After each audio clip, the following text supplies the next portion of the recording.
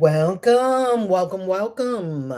We are reading the entire Bible and the Apocrypha and parts of the Pseudepigrapha, not because we think the Bible is from God. Quite the opposite.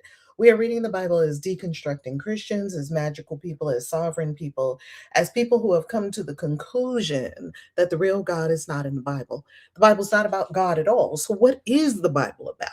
Why have we, humanity, as a human race, been either enraptured by the Bible for thousands of years, or repelled by the Bible, or fighting the Bible, or fighting because of the Bible, or fill in the blank? The Bible has been hugely influential on human existence for thousands of years and continues to be so. Why? That's what we're getting to the bottom of in this series. How you loving? How you loving? How you loving? I am Reverend Valerie Love, also known as Kaisi, author of 26 books on practical spirituality, Christian witchcraft, including the latest hot-selling book that you all have had on the bestseller list over and over and over and over for months now. The real God is not in the Bible. How religion and superstition blinded humanity to the truth for thousands of years. Get the ebook on Amazon and the paperback and hardcover on Kickstarter. Links below in the description. Today, we're dissecting, deconstructing, and examining Exodus chapters 32 to 34. Let's go. Oh, Curtis, it was so good. Your candle burned amazingly.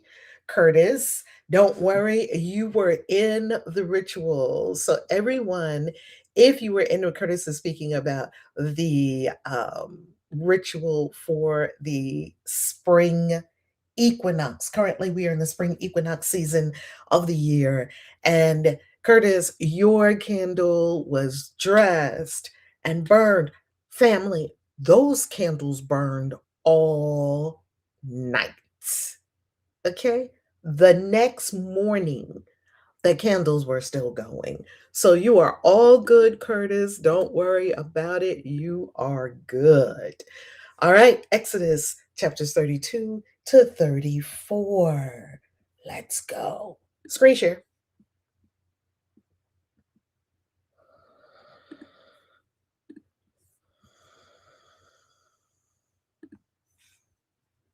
Let's get the ads out of the way. We are reading for the World English Bible. The World English Bible is a public domain Bible. I have linked it here on YouTube if you desire to purchase the Bible either from Walmart or Barnes & Noble, one of those. It is one of the very few public domain Bibles that is not in copyright. Chapter 32. When the people saw that Moses delayed coming down from the mountain, the people gathered themselves together to Aaron and said to him, "Come, make us gods, which shall go before us. For as for this Moses, the man who brought us up out of the land of Egypt, we don't know what has become of him." Aaron said to them, "Take off the golden rings which are in the ears of your wives, of your sons, and of your daughters, and bring them to me." All the children took off the golden rings which were in their ears and brought them to Aaron. He received what they handed him, fashioned it with an engraving tool, and made it a molded calf. Then they said, "These are your gods, Israel, which brought you up out of the land of Egypt." And when Aaron saw this, he built an altar before it. And Aaron made a proclamation and said, "Tomorrow shall be a feast to Yahweh." They rose up early on the next day and offered burnt offerings and brought peace offerings. And the people sat down to eat and to drink and rose up to play. Yahweh spoke to Moses, "Go, get down, for your people whom you brought up out of the land of Egypt, have corrupted themselves. They have turned away quickly out of the way in which I commanded them. They have made themselves a molded calf and have worshipped it and have sacrificed to it and said, these are your gods, Israel, which brought you up out of the land of Egypt. Yahweh said to Moses, I have seen these people, and behold, they are stiff necked people. Now, therefore, leave me alone, that my wrath may burn hot against them, and that I may consume them, and I will make of you a great nation. Moses begged Yahweh his God and said, Yahweh, why does your wrath burn hot against your people that you have brought out of the land of Egypt with great power and with a mighty hand? Why should the Egyptians talk, saying, he brought them out for evil, to kill them in the mountains and to consume them from the surface of the earth? Turn from your fierce wrath and turn away from this evil against your people. Remember Abraham, Isaac, and Israel, your servants, to whom you swore by your own self and said to them, I will multiply your offspring as the stars of the sky, and all this land that I have spoken of, I will give to your offspring, and they shall inherit it forever. So Yahweh turned away from the evil which he said he would do to his people. Moses turned and went down from the mountain with the 2 tablets of the covenant in his hands, tablets that were written on both their sides. They were written on one side and on the other. The tablets were the work of God, and the writing was the writing of God engraved on the tablets. When Joshua heard the noise of the people as they shouted, he said to Moses, there is the noise of war in the camp. He said, it isn't the voice of those who shout for victory. It is not the voice of those who cry for being overcome, but the noise of those who sing that I hear.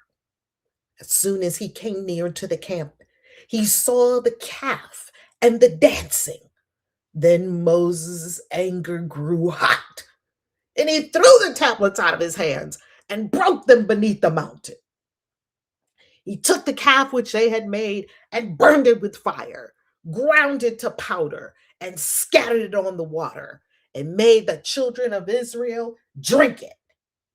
Take that, drink your golden calf. Moses said to Aaron, what did these people do to you, that you have brought a great sin on them?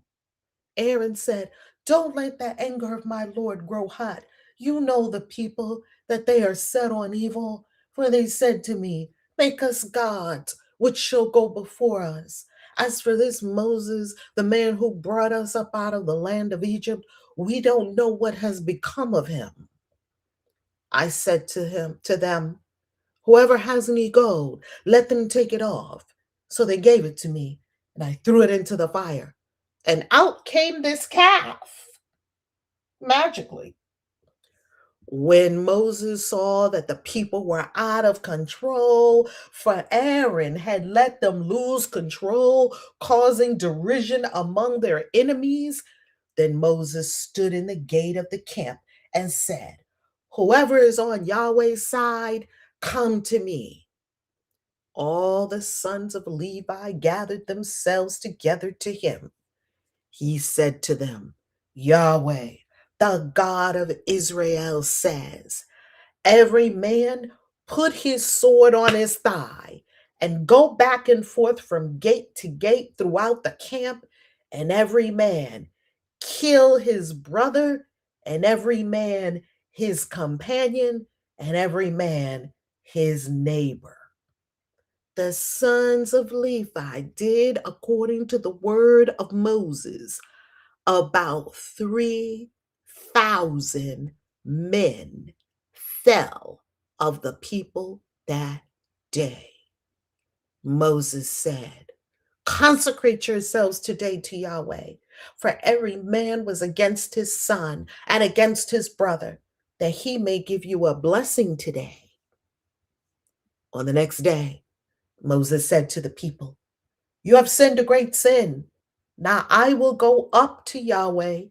Perhaps I shall make atonement for your sin." Moses returned to Yahweh and said, "Oh, this people have sinned a great sin and have made themselves gods of gold. Yet now, if you will, forgive their sin, and if not, please blot me out of your book which you have written." Yahweh said to Moses, "Whoever has sinned against me, I will blot him out of my book. Now go, lead the people to the place of which I have spoken to you. Behold, my angels shall go before you. Nevertheless, in the day when I will punish them for their sin."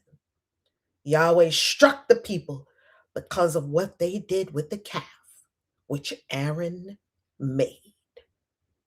Footnote: Exodus chapter 32, verse 13. For the word offspring is the word or seed. Exodus chapter 33.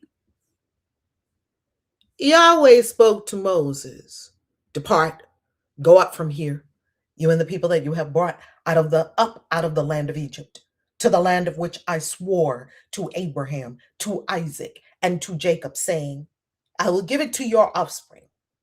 I will send an angel before you, and I will drive out the Canaanite, the Amorite, and the Hittite, and the Perizzite, the Hivite, and the Jebusite. Go to a land flowing with milk and honey. But I will not go up among you, for you are a stiff necked people, lest I consume you on the way."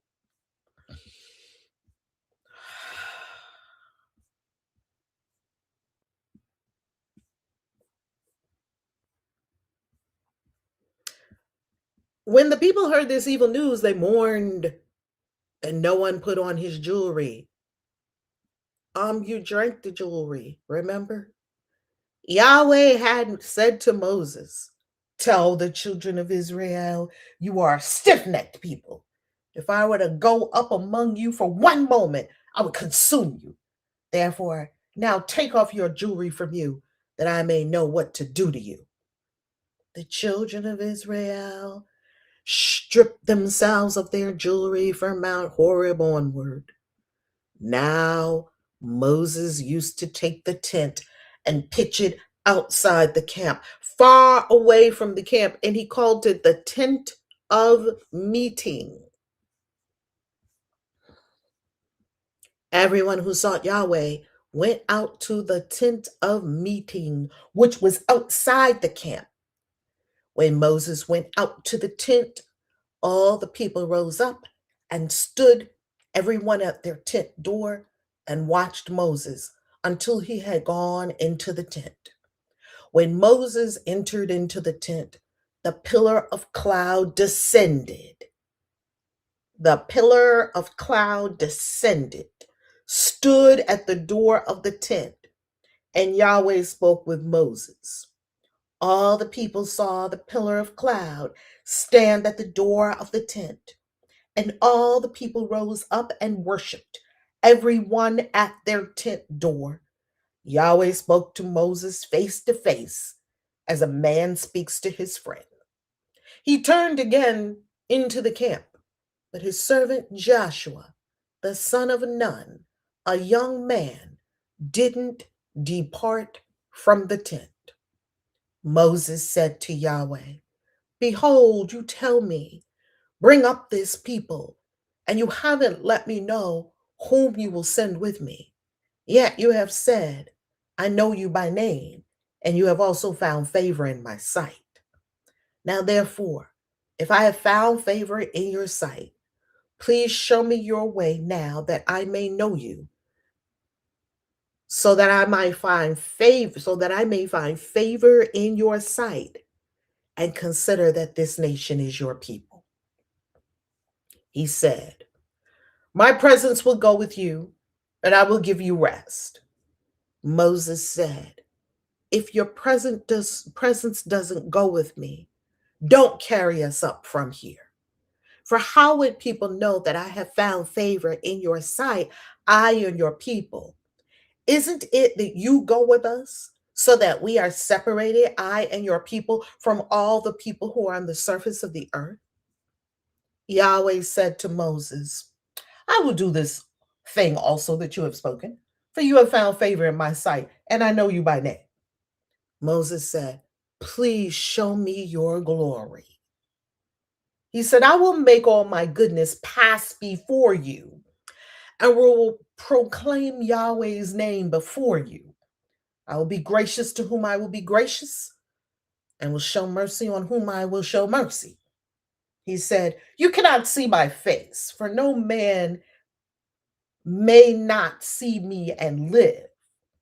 Yahweh also said, Behold, there is a place by me, and you shall stand on the rock.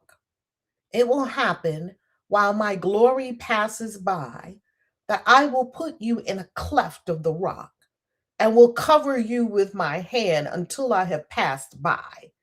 Then I will take away my hand, and you will see my back, but my face shall not be seen. Exodus chapter 34. Yahweh said to Moses, Chisel 2 stone tablets like the first. I will write on the tablets the words that were on the first tablets which you broke. Be ready by the morning, and come up in the morning to Mount Sinai, and present yourself there to me on the top of the mountain. No one shall come up with you or be seen anywhere on the mountain. Do not let the flocks or herds graze in front of that mountain. He chiseled 2 tablets of stone like the first.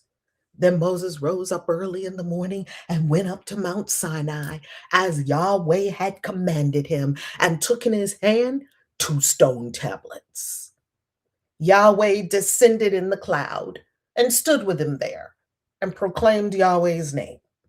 Yahweh passed by before him and proclaimed, Yahweh, Yahweh, a merciful and gracious God, slow to anger, that's debatable, and abundant in loving kindness and truth, keeping loving kindness for thousands, forgiving iniquity and disobedience and sin, and who will by no means clear the guilty, visiting the iniquity of the fathers on the children, and on the children's children, and on the third and on the fourth generation. Moses hurried and bowed his head toward the earth and worshiped. He said, If now I have found favor in your sight, Lord, please let the Lord go among us, even though this is a stiff-necked people. Pardon our iniquity and our sin, and take us for your inheritance. He said, Behold, I make a covenant. Before all your people, I will do marvels, such as have not been worked in all the earth, nor in any nation. And all the people among whom you are shall see the work of Yahweh, for it is an awesome thing that I do with you. Observe that which I command you today. Behold, I will drive out before you the Amorite, the Canaanite, the Hittite, the Perizzite, the Hivite, and the Jebusite. Be careful lest you make a covenant with the inhabitants of the land where you are going, lest it be for a snare among you. But you shall break down their altars and dash in pieces their pillars, and you shall cut down their Asherah poles. For you shall worship no other God, for Yahweh, whose name is jealous, is a jealous God. Don't make a covenant with the inhabitants of the land, lest they play the prostitute after their gods and sacrifice to their gods. And one call you, and you eat of his sacrifice, and you take of their daughters to your sons, and their daughters play the prostitute after their gods, and make your sons play the prostitute after their gods. You shall make no cast idols for yourselves. You shall keep the feast of unleavened bread. 7 days you shall eat unleavened bread, as I commanded you, at the time appointed in the month Abib. For in the month Abib You came out of Egypt. All that opens the womb is mine, and all your livestock that is male, the firstborn of cow and sheep. You shall redeem the firstborn of a donkey with a lamb. If you will not redeem it, then you shall break its neck. You shall redeem all the firstborn of your sons. No one shall appear before me empty. 6 days you shall work, but on the seventh day you shall rest. In plowing time and in harvest you shall rest. You shall observe the feast of weeks with the first fruits of wheat harvest, and the feast of harvest at the year's end. 3 times in the year all your males shall appear before the Lord Yahweh, the God of Israel.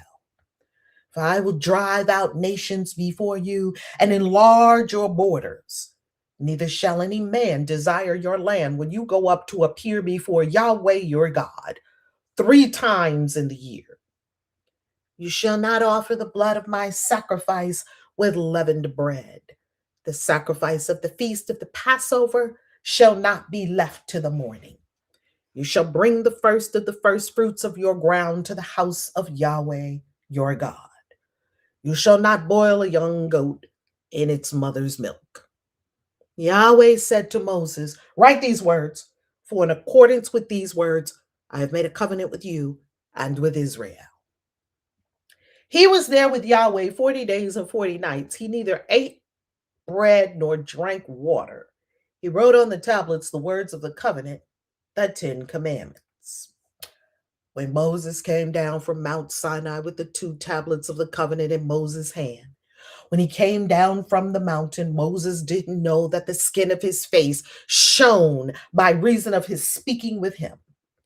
When Aaron and all the children of Israel saw Moses, behold, the skin of his face shone, and they were afraid to come near him. Sounds like radiation. Moses called to them, and Aaron and all the rulers of the congregation returned to him, and Moses spoke to them. After all the children of Israel came near, and he gave them all the commandments that Yahweh had spoken with him on Mount Sinai. Then, when Moses was done speaking with them, he put a veil on his face. But when Moses went in before Yahweh to speak with him, he took the veil off until he came out. And he came out and spoke to the children of Israel that which he was commanded. The children of Israel saw Moses' face, that the skin of Moses' face shone. So Moses put the veil on his face again until he went in to speak with him.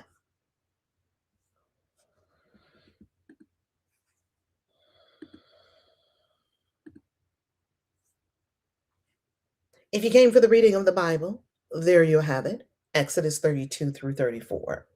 Now let's get into the commentary because there is so much to unpack in here. So much to unpack. So much to unpack. How about I never knew that Moses made the people drink the golden calf?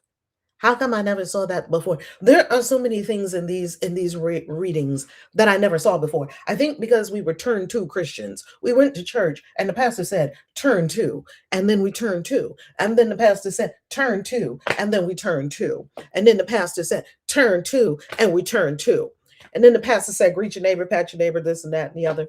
And then the pastor said, spin around, do a hokey pokey, and put money in the collection plate.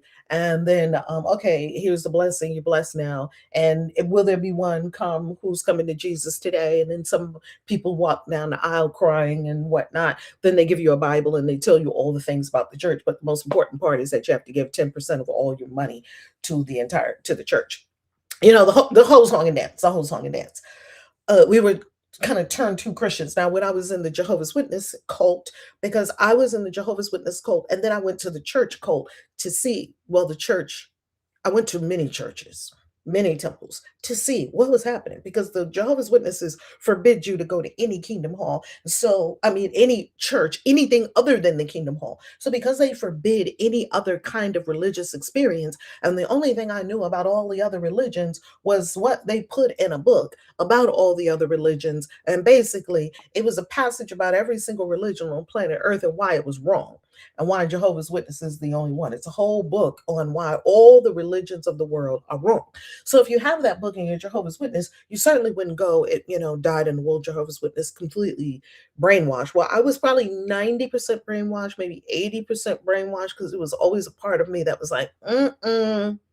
I couldn't put it together. I couldn't make sense of it. Couldn't make heads or tails of it. Yet I knew, something about this isn't right. It's not fitting. It's not congealing. It's not a click click.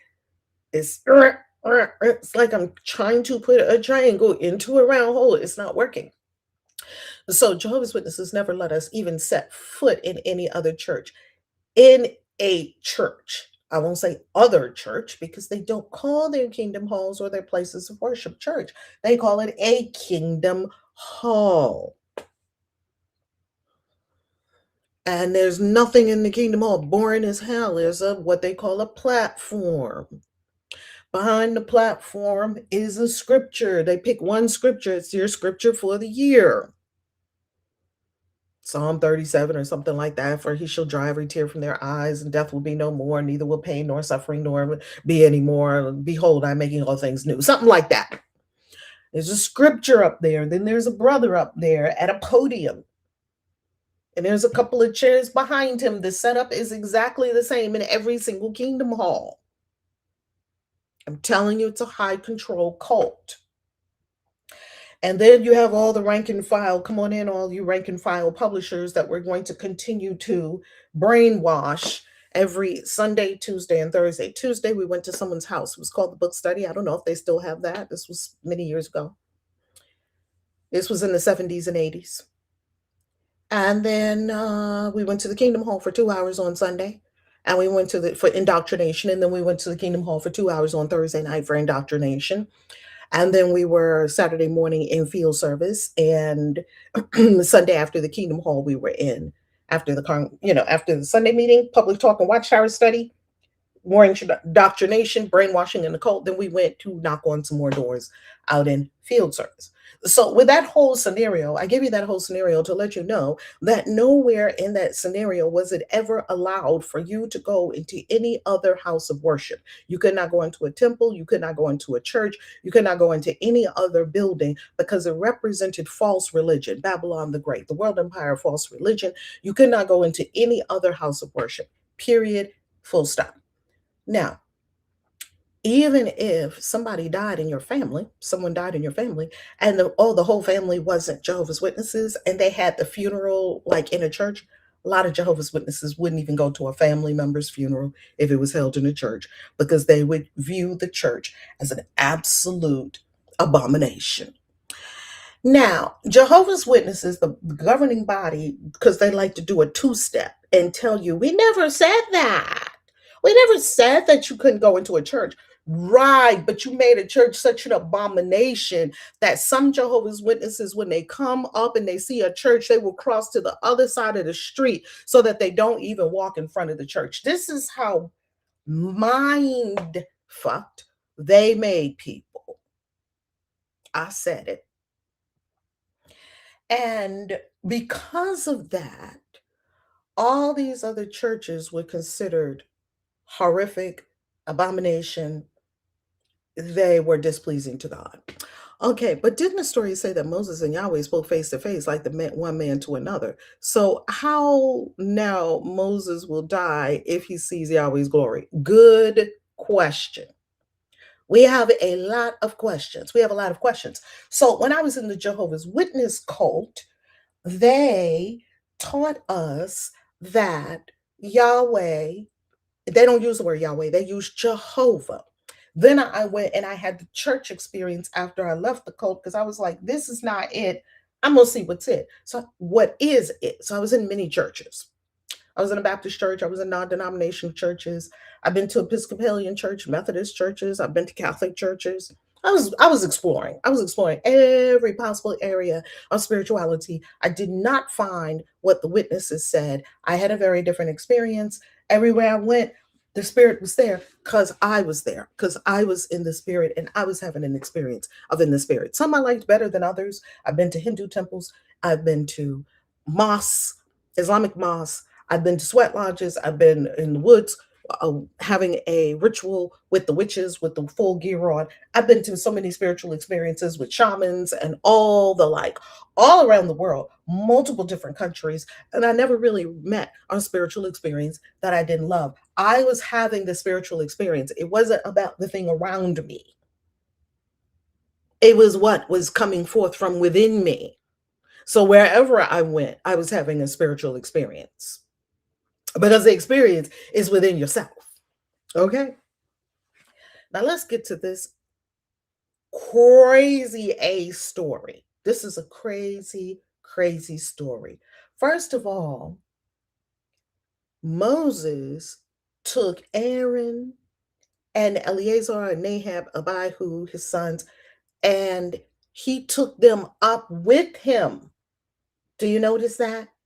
They weren't with the people.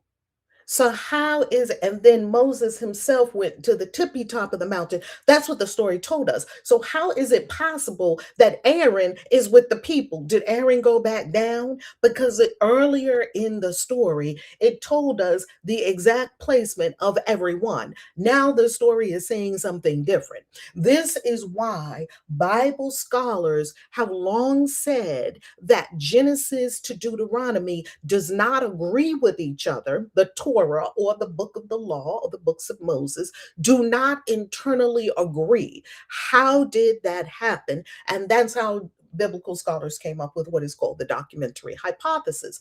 The documentary hypothesis says that there are four different sources cobbled together during the exilic period that are E, J, P, and D. E stands for Elohim. There are certain writers in this the group, the Elohim group. They don't call God Yahweh. They say Elohim. So you notice that sometimes the text shifts to God, and sometimes it abruptly shifts back to Yahweh. It'll say Elohim, Elohim, Elohim, Elohim. Then it'll say Yahweh, Yahweh, Yahweh. Then it'll say Adonai, Adonai, Adonai, or Lord, because these different sources refer differently to the God of the story. E stands for the Elohist source. They use Elohim. J stands for the Yahwist source. There was no J back then. Now it's Jehovah. So Yahweh, it's like J, that Jehovah, or some version of Yahweh. We don't really know what the YHWH word is supposed to sound like because people stopped saying it because it was too holy to be uttered. The Tetragrammaton, YHWH, that was the J source, the Yahweh source.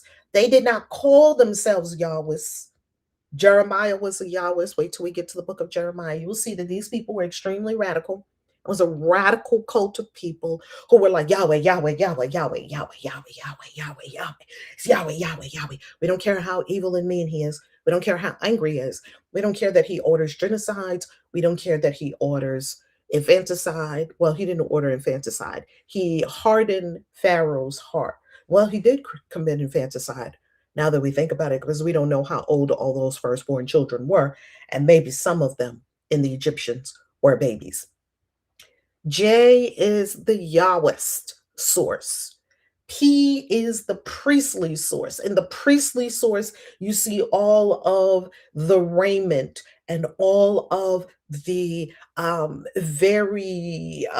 the pomp and circumstance of the priests, the Levites, what they wear, the altar, how they do things. That's the priestly source. And then D is the Deuteronomist source. In other words, they're concerned with the law. Okay, this law and this law and this law and this law. Next, I do want to point out that we don't know what the Ten Commandments actually say. Why? Because there's different versions of the Ten Commandments. What? Yeah, if you ask people, what are the Ten Commandments? let's play a little game. What are the 10 commandments? Let's see if we can come up with all 10. Of course, we know, do not lie, right? Don't speak falsely. Don't bear false witness. Don't be honor your mother and your father. Help me out here. Don't murder, even though Yahweh is murdering people back and forth. And when Moses came down and saw how the people were reacting, he ordered a slaughter and 3,000 people were killed. Take your sword on your thigh. All you that are for Yahweh, come here. Kill all the rest of them. Moses, you're just as bloodthirsty as your God. What are you doing here? No talking to him. Just take your sword on your thigh. Get him. How do they have swords? But we've already covered that multiple times. How do they have all these things in the wilderness? We don't know. Now, Moses gives us different versions of the 10 commandments. I believe, this is my suspicion. I cannot prove it. I'm sharing with you my suspicion. I believe that when they were cobbling together these different stories, the group that did it, and some say that it was a group of scholars who were in Alexandria who cobbled this all together, perhaps in the 2nd century or the 3rd century. And they were putting this all together, Hebrew scholars, and they saw that it said different things. So they had to make a bridge. Why do these say different things? And we're cobbling it all together. So I believe that the breaking of the tablets in the story is a fix. Moses got so angry, he broke the tablets. It's a fix for why we have a different set of laws later. Let's talk about it. Let's talk about it. Oh, right. Don't covet. Okay, let's see if we can get all 10 of the let's see. Oh, LDS Latter Day Saints. Woo wee. Oh, Carla is in the house. Yay. Latter Day Saints. Okay. Let's see. Don't covet. Don't worship other gods. All right. I've heard Yahweh pronounce Yud Hey Vav Hey. That's exactly right. But I don't know if it's the original pronunciation though. Absolutely, Curtis. Thank you for that. Yes. And some say Yod. Yod Hey Vav Hey is how you pronounce those 4 Hebrew letters currently. We don't know how they were originally pronounced, and we don't know how they were pronounced together because the original Hebrew was written without vowels. It wasn't until the Masoretic Jewish people in the 10th century CE, about 1,000 years ago, they got a hold of their Hebrew Bible and they put in the punctuation because it was all written just continuously, no punctuation, no vowels. And if you understood ancient Hebrew, you of course you would have understood it. And therefore, and if you did understand ancient Hebrew and you never saw English before, and you look at English with all these breaks and commas and periods and paragraphs, it would look crazy to you. And and apostrophes. What is this? And an apostrophe over when you have a compound word like doesn't or don't or won't. What is that?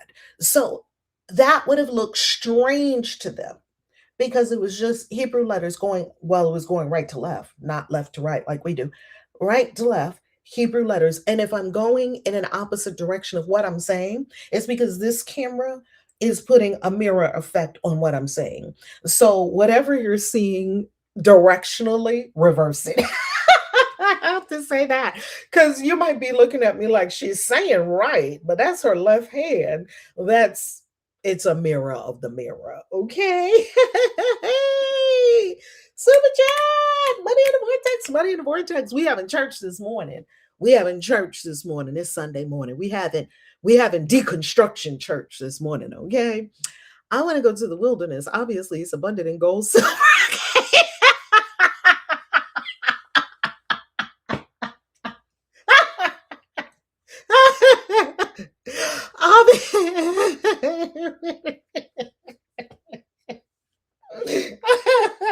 I gotta get my good laugh in. Oh my goodness.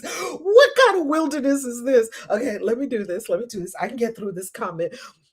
Obviously, it's abundant in gold, silver, acacia wood, silk, cotton, party favors.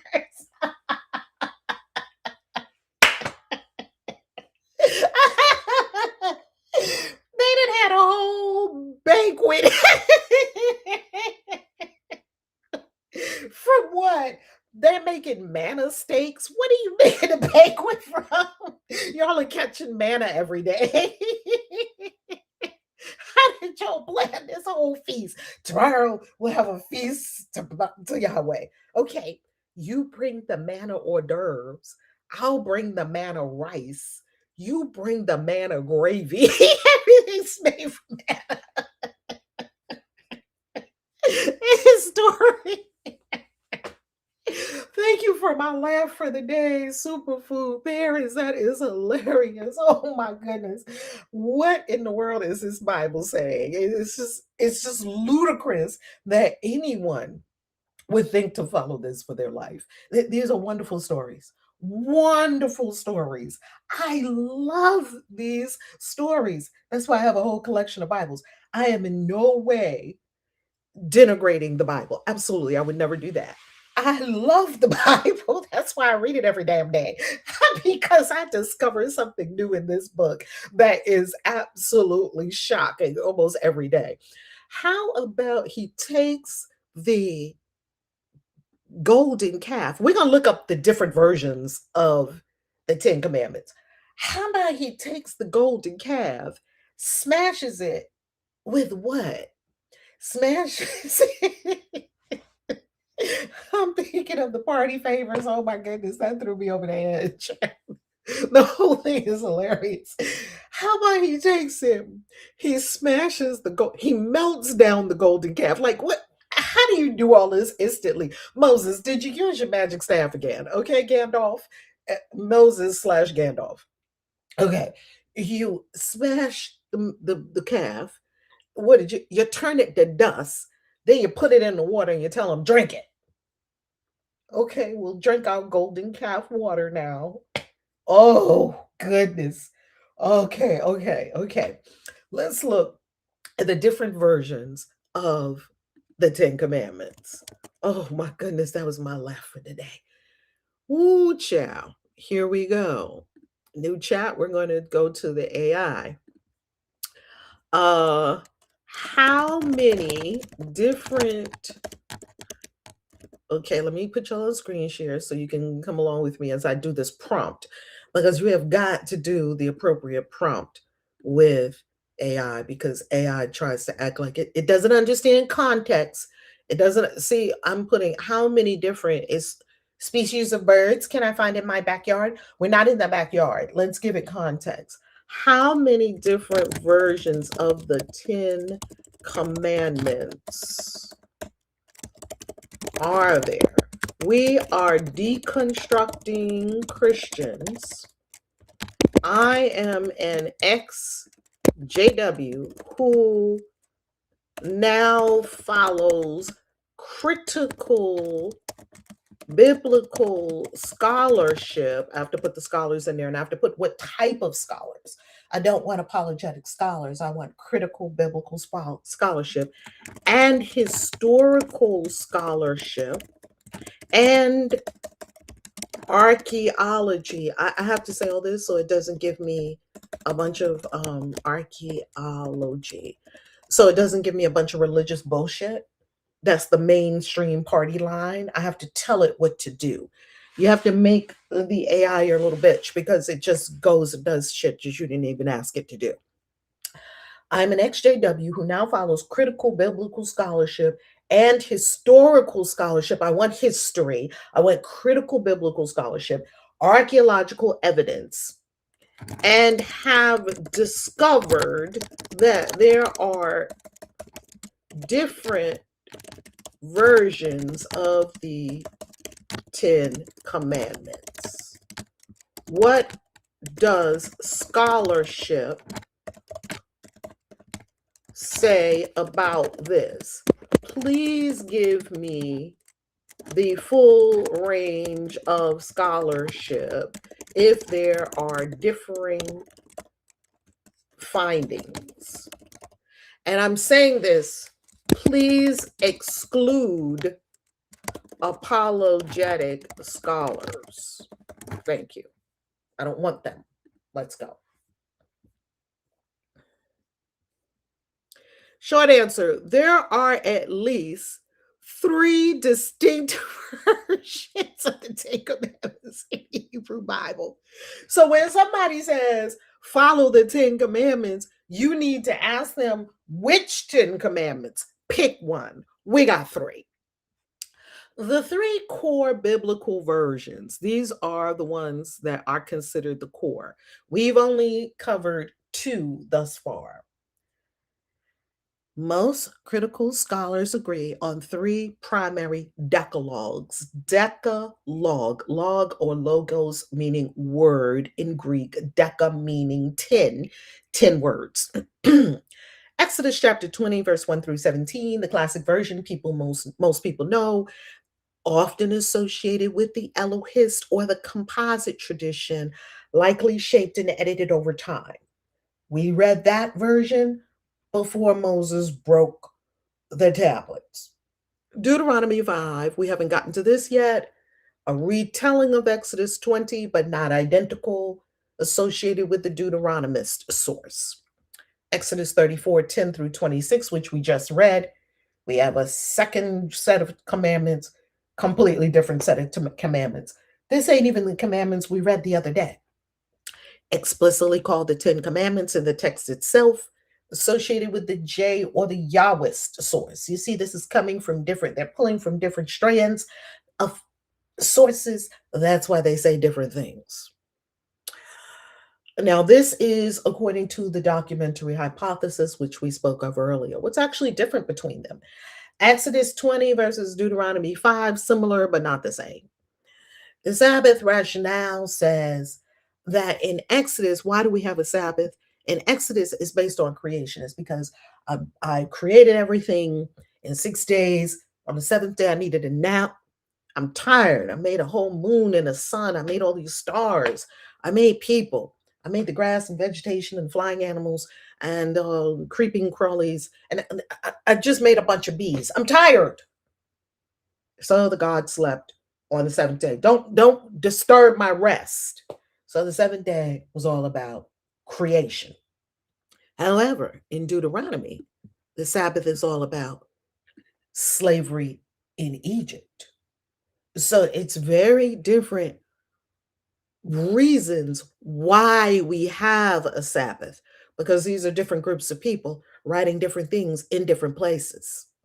Scholarly takeaway, these are not verbatim duplicates, but edited theological reinterpretations. Edited theological reinterpretations means people made it up according to their own agenda, their own ideology. Exodus 34, the ritual Decalogue. This is the one we just read. This version includes uh, observe the Passover, the agricultural feast, like the Feast of Harvest, the unleavened bread feast, and whatnot. Redeem the firstborn. You got to kill the firstborn of everything.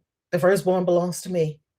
But if it's a donkey and it's the firstborn donkey, just break its neck and give me a lamb instead, because I don't like donkeys. I created donkeys, but I don't like donkeys. Because I made some things I don't like. I'm Yahweh. I made things I don't like. And if anybody has a problem with that, off with your head. Wow, this is the most despotic entity ever. This Yahweh is horrible. The more we read about Yahweh, the more horrible it gets. It just gets worse and worse. All right, don't boil a goat in its mother's milk. That we see a couple of times.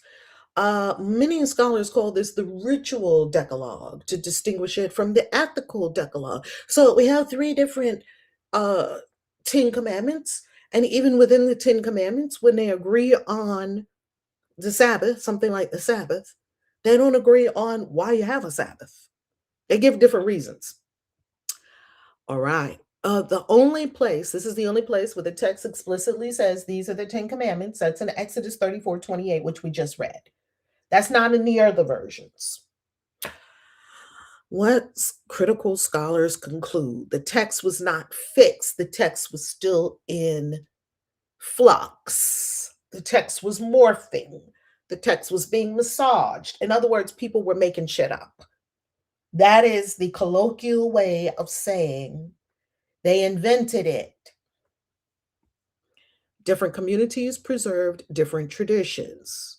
Scholars like Israel Finkelstein argue these texts developed over centuries, likely reflect different regional traditions, North and South. Final compilation may be as late as the 7th to 6th century BCE.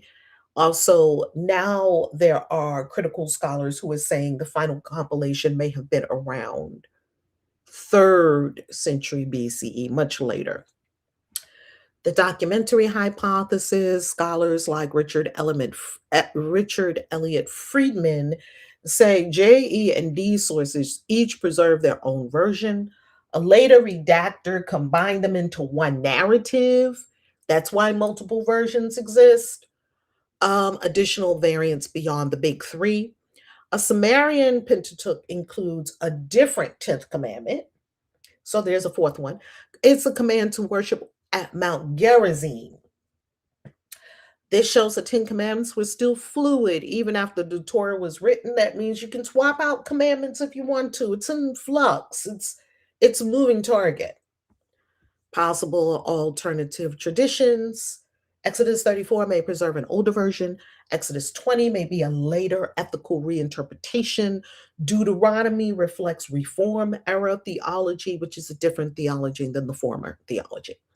The Shapira Scroll, likely a forgery, but still discussed, contains a different version of Deuteronomy. Even though it's not accepted as authentic, it shows how people recognize the instability of the text tradition. We could not say that any of these texts were written literally in stone, pardon the pun. Even the number 10 is artificial. The Bible never lists them as a numbered 1 to 10 list. It never says this is the 1 to 10 list. But we got these little tablets in all the little churches. They give the kids the little tablets to color. These are the 10 commandments. Thou shalt, thou shalt, thou shalt, thou shalt. It's 10. Where did they get that from? It's artificial. Different traditions divide them differently. You can derive more or fewer than 10 depending on the grouping. 10 is a literary or symbolic structure, not a fixed list. It's a symbol. The 10 words, the Decalogue. It's 10 words. 10 is loose. We don't mean 10. We mean maybe it's 8, maybe it's 12, maybe it's what you want it to be. What do you want them to be? The 10 words. Big pictures, critical scholarship view. There are 3 major biblical versions. 3 versions of the 10 commandments. Multiple textual traditions, including the Samaritans outside of those 3. Evidence of editorial layering and reinterpretation. Well, Moses broke the first ones. That's why we have these different ones. They just slid that in there. Bottom line, there are at least 3 distinct versions of the 10 Commandments in the Bible. They differ in content, theology, and purpose. They don't just differ in slight wording here and there. They are essentially distinct. They are 3 distinct groupings of what you should do, and they don't agree. So it's development. Okay? Oh, yeah. If you want, I can lay out a side-by-side comparison chart of all 3 versions. That's where the differences become unmistakable and, frankly, impossible to ignore. Thank you for being honest with me. Do I like this personality? Yes, I do. Okay, let's say, yes, Mercurius. Show it to me. My AI is named Mercurius. Let's get the 3 side by side. Are you all seeing this? Yeah. Let's get the 3 side by side decalogues. The 3 decalogues compared. Opening, I am YHWH out of Egypt. Deuteronomy, this is Exodus 30, which they are calling the ethical commandments. Deuteronomy 5, we're calling them the reinterpreted commandments. And Exodus 34, we're calling them the ritual decalogue. The opening I am Yahweh. Exodus 20, I am Yahweh out of Egypt. Deuteronomy, same, slightly expanded. Exodus 34, covenant renewal context. In other words, doesn't talk about Exodus coming out of Egypt at all. It talks about Abraham, Isaac, Jacob, and renewing the covenant. No other gods. Yes, in Exodus. Yes, in the first one. Implied. No wording for that. Not identical wording.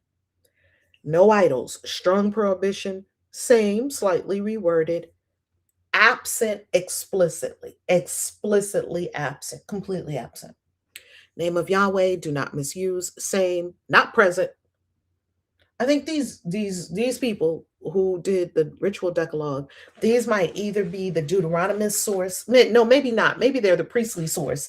And they don't have anything in there about idols. Hey, maybe they had a bunch of idols because we do know, don't pay any attention to the whole thing where they told you, don't worship Asherah. If you see Asherah's altar, smash it to pieces. That was added later. They were worshiping Asherah all the way up to, they say, into the Common Era, and they were still worshiping Asherah as Mother Mary and Mary Magdalene. We still have goddess worship. We still have goddess worship in all the major religions. Christianity has plenty goddess worship. The goddess is in Proverbs, the Proverbs woman who is the mother of the king, and she's teaching him. The 31, the Proverbs 31 woman that all the Christian men want this Proverbs 31 woman to be their wife. I don't know how many of those men are meeting her where she is. They want that wife. Are they being the man that could get that wife? Many of them are. Some may, maybe not.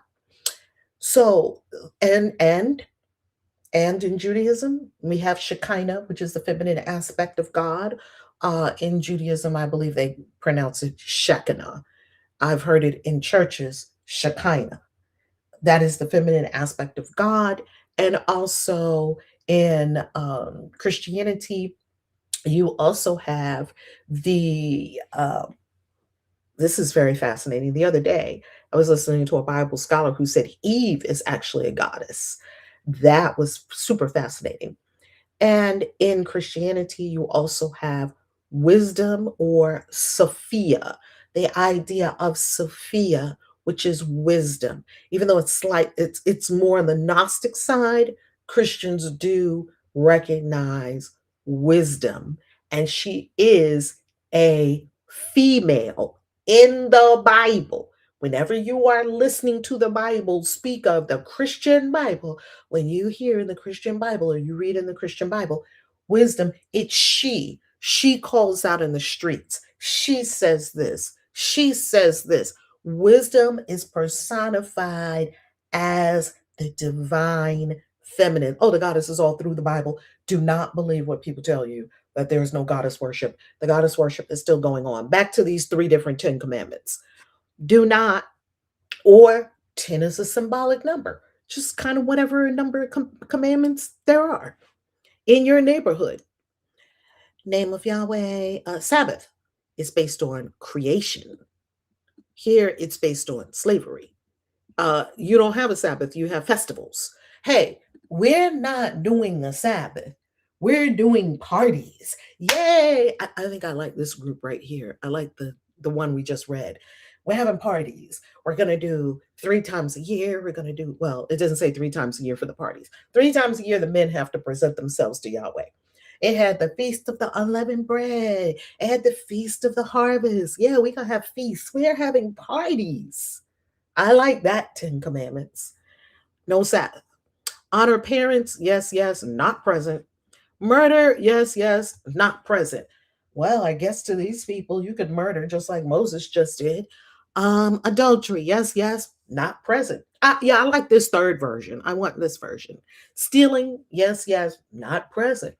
False witness. Yes, yes, not present. Coveting. Yes, yes, not present. Festivals. No, no. Yes. Major focus for these people. These are the party people. That's where I would have been in ancient, the ancient world. Hey, let's get our manna cakes and let's have a party tonight. Moses zapped the ground and get some grapes out because we want wine. Firstborn laws, redeem the firstborn. No, no, yes. Sacrificial rules. No, no, yes. Ew, this just got a little dark. I don't want to give up the firstborn, a child, and of the animals. So I'm not with you on that. Sacrificial rules, yes. Dietary law, goat in milk. No, no for the other two. Yes for that one. Okay, what jumps out? We're not going to read all this. I think everyone here gets the point.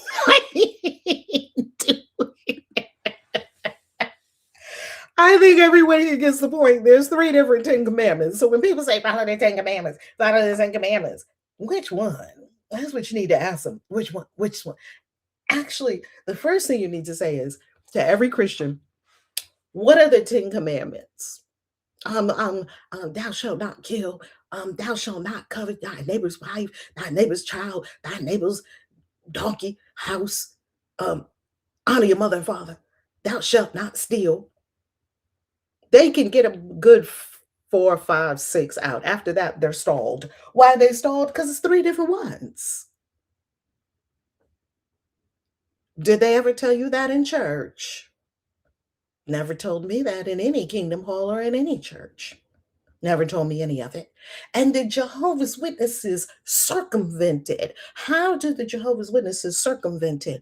Because they say, we're not under the Hebrew law anymore because Jesus came and died for our sins and he was the sacrifice and he released us from that. We don't have to do all that shit anymore. Oh, wow. Y'all did a little bypass around the Hebrew Bible. That's what y'all did. Most Christians keep the Sabbath in some form or the other. And when I say most Christians, I don't mean most Christians actually keep it. I think it's in most Christians' code that you're supposed to somehow acknowledge or honor the Sabbath. Some do it. I don't think all in practice, I don't know how many Christians do it. I think it is a thing that Christians are supposed to obey the Sabbath, I think. Okay. Curtis, oh my goodness, this is a good one. Curtis said I was putting my tarot deck on my King James Version Bible and laughed about it yesterday. We're all making King James turn over in his grave. He's like, no, the witches are trying to get me. I've got to kill all the witches. And wrote out a whole book called Demonology. To this day, people still think witches consort with demons. King James was incredibly influential, just incredibly wrong. Incredibly influential. You see how religion and superstition, I cover King James in depth in the book, The Real God Is Not in the Bible. If you are a member on the Valerie Love channel or YouTube, the Christian Witches YouTube channel, you have the book as a gift. So go in there and see what I'm saying about King James because it would just floor you.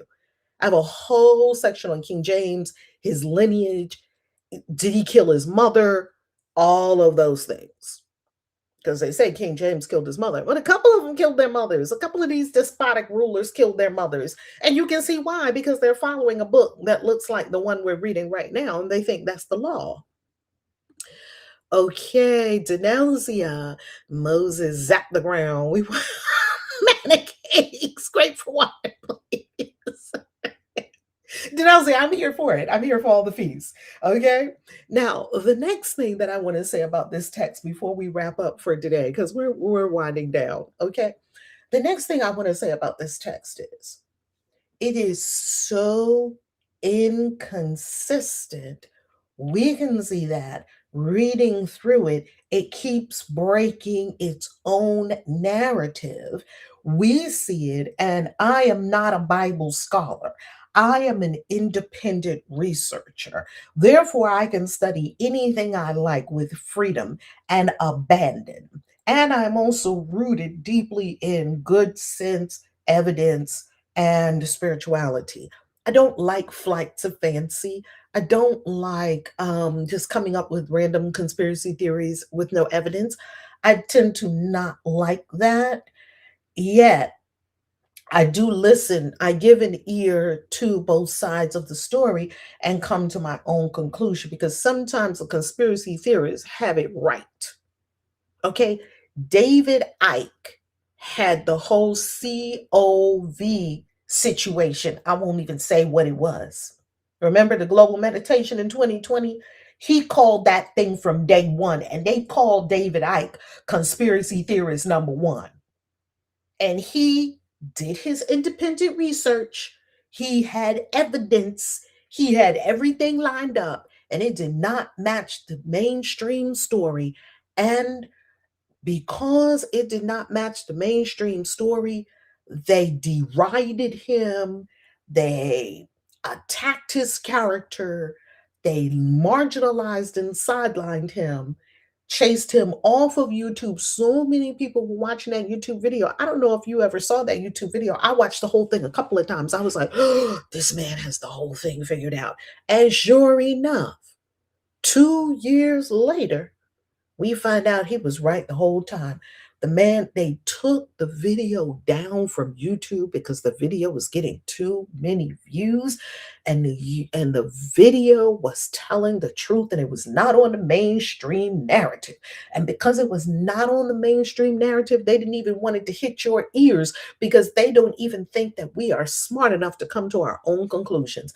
That's what these archons of society who desire to control every man, woman, and child on the planet and all of our actions and all of our moves. Just look around and see what it is. Hold your sovereignty, keep your sovereignty, because I'm telling you, they cannot take your sovereignty. You have to give it to them.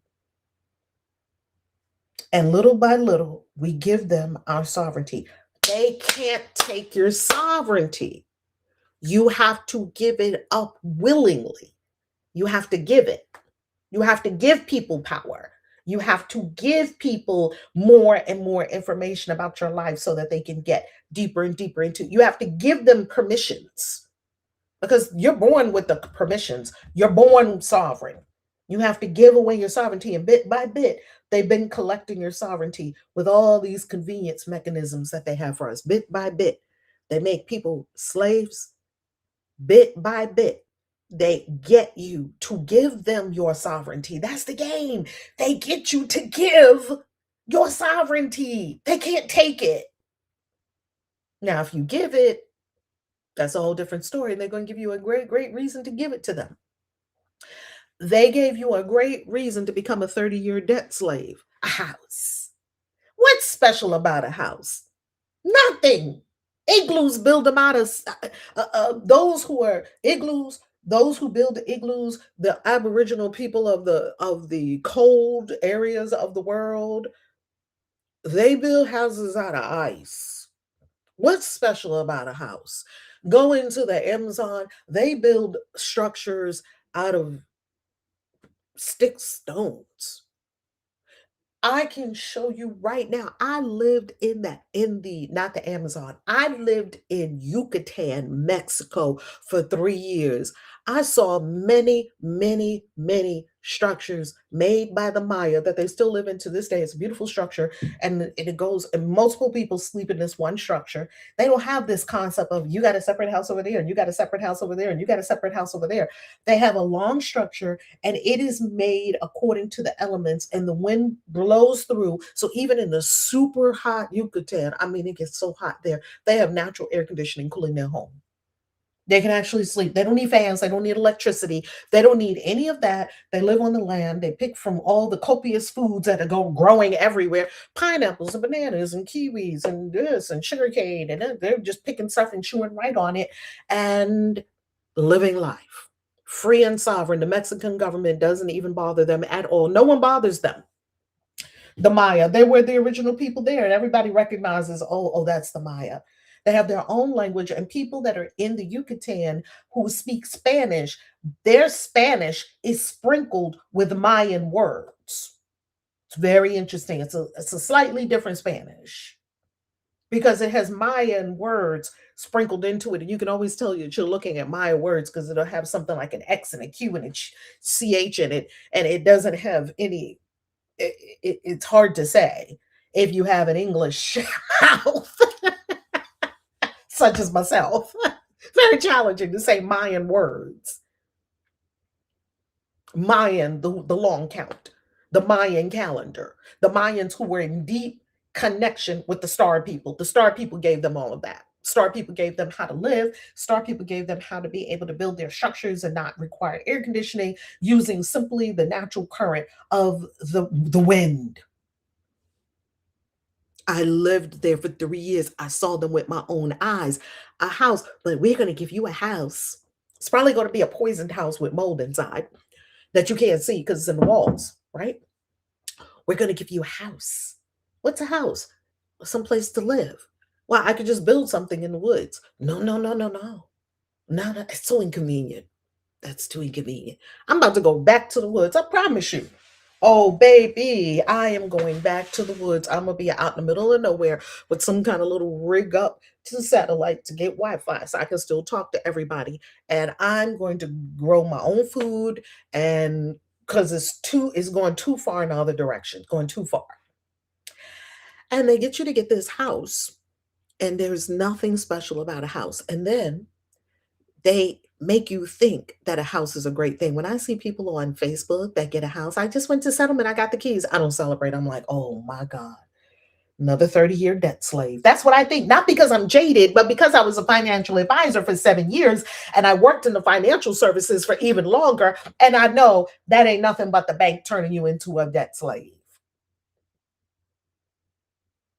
and giving you very little for it. See, this is how they get you to give up your sovereignty. Then you go to church and you give up your sovereignty some more. The major institutions that cause you to give up your sovereignty: religious institution, political institution, educational institution, medical institution, they all get you to give up your sovereignty. What if you walked in the doctor's office the next time you went into the doctor's office and you didn't do what the doctor told you?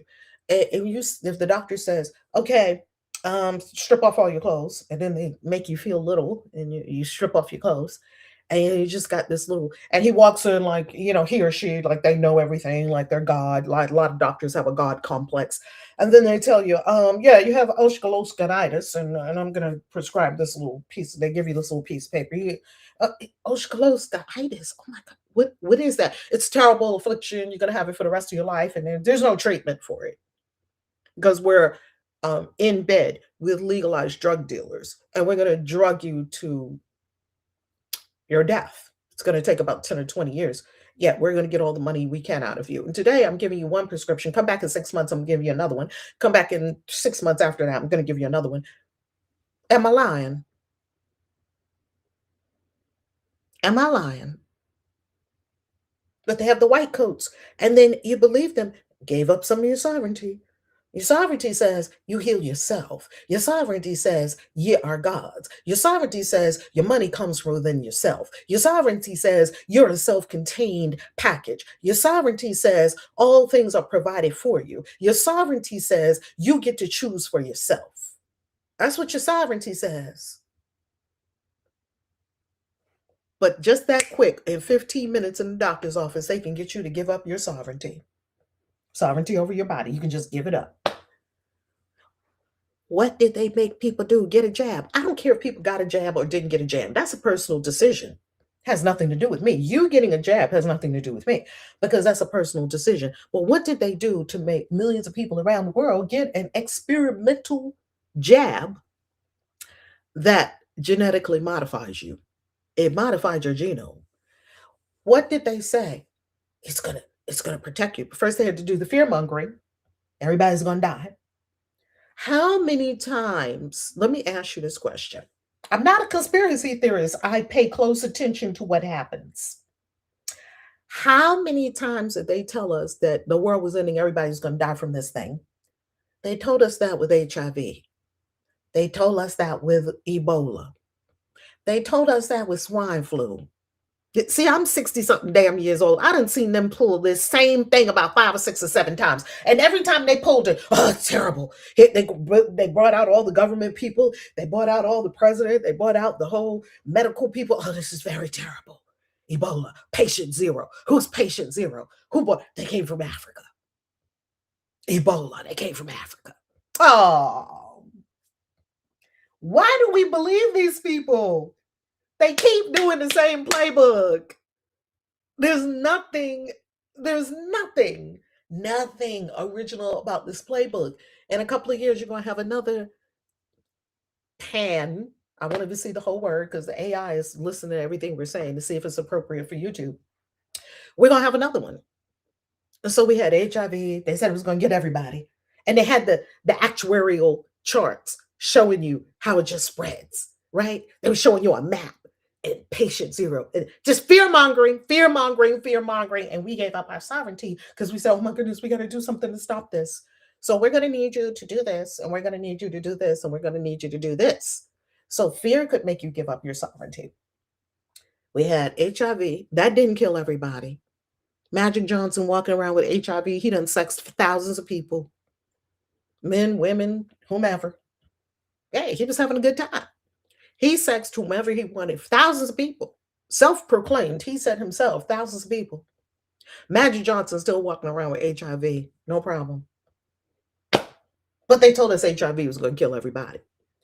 They told us Ebola was, outbreak. Ebola.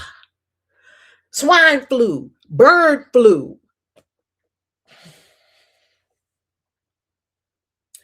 If you look this up, there was a practice, a pan, you know the rest of the word. I'm not going to say the whole word. There was a pan practice just a couple of years before we actually had the rollout of it. They were in a room practicing, and Bill Gates was in the room with them. This is not conspiracy theory. You can look this up and find out the truth. They had a meeting of world leaders and people that said, if we have some kind of outbreak again, they keep running the same playbook. Nothing original. Another one's coming. 2-3 years, give them another one. That's exactly right, Dia. That is exactly right with regard to the Oaxaca, Oaxaca. That's how you say that. Oaxaca. Oaxaca. It's a beautiful town. Oaxaca is a beautiful town in Mexico. Beautiful. Oaxaca and Coatzacoalcos. We have it right there. Two Mayan words that are like, you got to kind of move your mouth a different way. The entire shish kebab of shenanigans, that's exactly what they're doing. That's exactly what they're doing. Dia, I don't know how civilian doctors are, but the VA Veterans Hospital doctors don't tell you to take off any clothes and don't even touch you nowadays. Wow. That's interesting. They don't even touch you. Wow. So we're living in a captured system. And if you keep giving up your sovereignty to the religious people, you give up your sovereignty to the political people, you give up your sovereignty to the institutions, the learning institutions, academia, you give up your sovereignty to the medical institutions. After a while, where's your sovereignty? And I didn't even say the big one, the financial institution. Fick, Mick, and Tick. Fick, Mick, and Tick. The technological industrial complex, the financial industrial complex, and the military industrial complex. If you give up your sovereignty, this is how Simon Dixon calls them. Look up Simon Dixon. He's right here on YouTube. Just look him up. Simon Dixon. You may not agree with everything that he says. Oh, no. Simon Dixon. You might not agree with everything he says. I don't agree with everything anyone says. I know how to make up my own mind. So take in the information, study, expose yourself to new ideas, and hold your sovereignty, hold your own mind. That's why I never tell people what to believe. No, that's not my job. My job is to study to show thyself approved for my own self, to share my findings, and to inspire the world. Inspire you, perhaps to inspire. And perhaps you catch that fire and you change something. You get ignited and you do something. That's my gifting. That's what I'm here for. I'm not here to change people's minds. That's your job. I'm not here to help anyone deconstruct. Even though what I do may help you deconstruct, that is not the object of the exercise. The object of the exercise is freedom. I am freeing my mind as you choose to free your mind, if you choose, right? Free our minds, retain your sovereignty. Ye are gods. The whole object of the whole exercise is to become God. That's it. Or to remember you are God. You don't even have to become something you already are. To remember yourself. I love you. I'll see you tomorrow. Mwah. Peace. Exodus is